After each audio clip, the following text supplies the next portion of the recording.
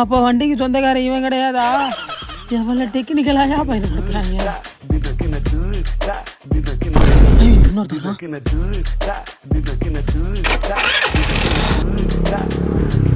சரி, கொஞ்சம் கொடுத்துருந்தா நம்ம வண்டி ஓட்டிருக்கலாம்.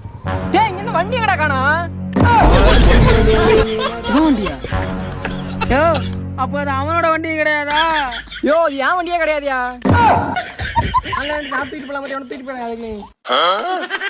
எங்கே செல்லும் இந்த பாதை யாரோ யாரோ அறிவா.